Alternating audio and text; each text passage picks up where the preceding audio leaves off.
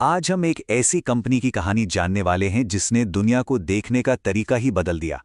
ये कहानी है कि कैसे एक गैराज में शुरू हुई ऑनलाइन किताबों की दुकान आज हमारी जिंदगी के लगभग हर कोने में पहुंच चुकी है। जी हां, हम बात कर रहे हैं अमेज़न की। जरा इस नंबर के बारे में सोचिए, 1.6 ट्रिलियन डॉलर्स। ये आज अमेज़न की कीमत है।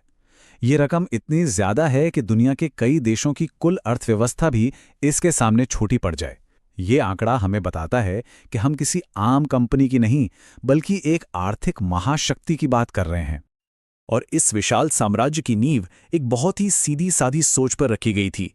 अमेज़न के फाउंडर जेफ बेजोस का एक ही मंत्र था, ग्राहक ही सब कुछ है। हर फैसला, हर इनोवेशन बस इसी एक चीज को ध्यान में रखकर लिया गया।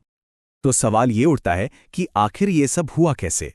एक मामूली ऑनलाइन बुक स्टोर से एक ग्लोबल पावरहाउस बनने का ये सफर कैसा था?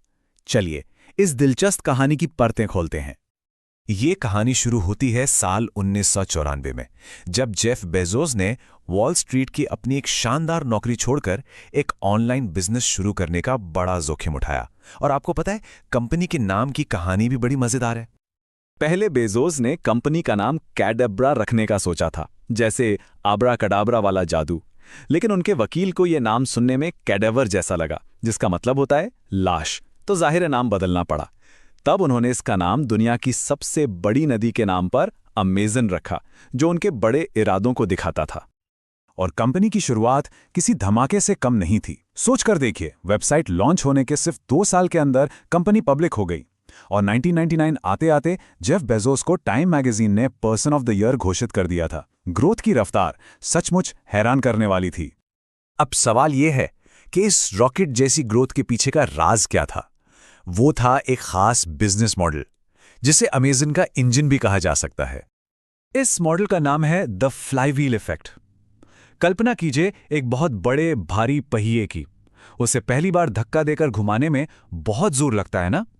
लेकिन एक बार जब वो घूमना शुरू कर देता है तो वो अपनी ही गति से और तेज घूमता जाता है। अमेज़न का बिजनेस मॉडल बिल्कुल इसी तरह काम करता है। चलिए देखते हैं ये काम कैसे करता है। स्टेप 1, अमेज़न ने दाम कम रखे, जिससे ढेर सारे ग्राहक उनकी वेबसाइट पर आए। स्टेप 2, जब इतने सारे ग्राहक आए तो दूसरे सेलर्स भी अपना सामान बेचने के लिए अमेज़न पर आ गए। स्टेप 3, इससे ग्राहकों के लिए चॉइस और वैरायटी बढ़ गई। स्टेप 4, और जब ग्राहकों को इतनी वैरायटी मिली तो उनका एक्सपीरियंस बेहतर हुआ और वो बार बार वापस आने लगे। ये चक्र बस घूमता गया और अमेज़न बड़ा और बड़ा होता चला गया। लेकिन अमेज़न सिर्फ इस पहिए को घुमाकर ही खुश नहीं था। उन्होंने कुछ ऐसे जबरदस्त इनोवेशन किए जिन्होंने इस फ्लाईव्हील को एक तूफानी रफ्तार दे दी। इनमें से एक था वन क्लिक बटन। ये देखने में तो एक छोटी सी सहूलियत थी, पर असल में ये अमेज़न के लिए डेटा का एक सोने का खजाना था। एक क्लिक से न सिर्फ शॉपिंग आसान हुई, बल्कि अमेज़न को लोगों की पसंद नापसंद का कीमती डेटा भी मिला। फिर इसी डेटा का इस्तेमाल करके उन्होंने ऐसे विज्ञापन दिखाए जिन्हें लोग नजरअंदाज नहीं कर पाए। नतीजा, बिक्री में जबरदस्त उछाल आया। इसके बाद अमेज़न ने एक ऐसा दांव खेला जिसने सब कुछ बदल दिया। उन्होंने तय किया कि वो सिर्फ एक दुकान नहीं, बल्कि एक पूरा बाजार बनेंगे। उन्होंने अपना प्लेटफॉर्म थर्ड पार्टी सेलर्स के लिए खोल दिया, जिसे मार्केटप्लेस कहा गया। और यह फैसला एक मास्टर स्ट्रोक साबित हुआ। अब अमेज़न को खुद सारा सामान खरीदने और स्टोर करने की जरूरत नहीं थी। हर बिक्री पर उन्हें कमीशन मिलता था। और देखिए, 2018 तक अमेज़न पर बिकने वाला आधे से ज्यादा सामान यही थर्ड पार्टी सेलर्स बेच रहे थे। अब अमेज़न की भूख सिर्फ ऑनलाइन सामान बेचने से शांत नहीं होने वाली थी। उसने रिटेल की दुनिया से बाहर निकलकर पूरी तरह से नए और ताकतवर बिजनेस बनाने शुरू कर दिए। लेकिन इतनी तेज ग्रोथ अपने साथ एक बड़ी समस्या भी लेकर आई। वो समस्या थी अपने लाखों ग्राहकों और सेलर्स के जाइगेंटिक डेटा को संभालने की। पर अमेज़न की खासियत ही यही है कि वो हर समस्या में एक मौका ढूंढ लेता है। और इसी समस्या से अमेज़न के सबसे बड़े बिजनेस का जन्म हुआ। अपनी डेटा की समस्या को सुलझाने के लिए अमेज़न ने अमेज़न वेब सर्विसेज यानी AWS बनाया। ये सिस्टम इतना बेहतरीन बना कि अमेज़न ने इसे दूसरी कंपनियों को भी किराए पर देना शुरू कर दिया। आज नेटफ्लिक्स, फेसबुक जैसी दुनिया की बड़ी बड़ी कंपनियां अपना डेटा चलाने के लिए AWS पर ही निर्भर हैं। और मजे की बात यह है कि आज यही अमेज़न का सबसे ज्यादा मुनाफा कमाने वाला बिजनेस है, ऑनलाइन स्टोर नहीं। ऐसी ही एक और चालाक रणनीति Amazon ने किंडल के साथ अपनाई। उन्होंने ई रीडर डिवाइस को लगभग 0 प्रॉफिट पर बेचा। क्यों? क्योंकि असली गेम हार्डवेयर का नहीं, इकोसिस्टम का था। एक बार किसी ने किंडल खरीद लिया तो वो ई बुक्स खरीदने के लिए Amazon के स्टोर में बंद गया। Amazon के इतनी सारी सफलताओं और कुछ असफलताओं को देखें तो एक पैटर्न बार बार नजर आता है। इसे कहते हैं फर्स्ट मूवर एडवांटेज, यानी जो बाजार में पहले आता है अक्सर वही जीतता है।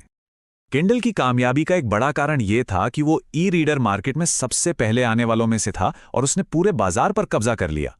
लेकिन जब Amazon ने 2014 में अपना फायर फोन लॉन्च किया, तब तक बहुत देर हो चुकी थी। वो पार्टी में तब पहुंचा जब एप्पल और एंड्रॉयड का केक कट चुका था। नतीजा, फायर फोन बुरी तरह फेल हो गया। यही कहानी दूसरे देशों में भी दोहराई गई। जैसे भारत में Amazon ने 2013 में एंट्री ली, लेकिन तब तक 2007 में शुरू हो चुका फ्लिपकार्ट बाजार पर अपनी पकड़ बना चुका था। फर्स्ट मूवर होने के कारण फ्लिपकार्ट आज भी Amazon को कड़ी टक्कर देता है। तो चलिए अब जरा हुड के नीचे झांक कर देखते हैं कि आज का Amazon असल में दिखता कैसा है। और सबसे जरूरी सवाल, पैसा असल में आता कहां से है? इसका जवाब शायद आपको चौंका दे। अगर हम कुल कमाई यानी रेवेन्यू की बात करें तो आधे से ज्यादा पैसा आज भी ऑनलाइन स्टोर से ही आता है। ये वही Amazon है जिसे हम सब जानते हैं और इस्तेमाल करते हैं। लेकिन असली कहानी यहां है, मुनाफे की, और ये तस्वीर बिल्कुल अलग है। Amazon का 63% से ज्यादा मुनाफा उसके ऑनलाइन स्टोर से नहीं, बल्कि Amazon वेब सर्विसेज यानी AWS से आता है। इसका मतलब रिटेल बिजनेस Amazon का चेहरा हो सकता है, लेकिन उसकी तिजोरी की चाबी क्लाउड कंप्यूटिंग के पास है। तो Amazon का वो फ्लाईव्हील आज भी घूम रहा है और अब वो रिटेल से कहीं आगे निकलकर हेल्थ केयर, एंटरटेनमेंट, यहां तक कि स्पेस तक पहुंच रहा है। ये हमें एक बहुत बड़े सवाल पर लाकर छोड़ देता है। जब एक सब कुछ बेचने वाली दुकान सचमुच में एक सब कुछ करने वाली कंपनी बन जाती है, तो इसका हम सब पर और आने वाले कल पर क्या असर होगा?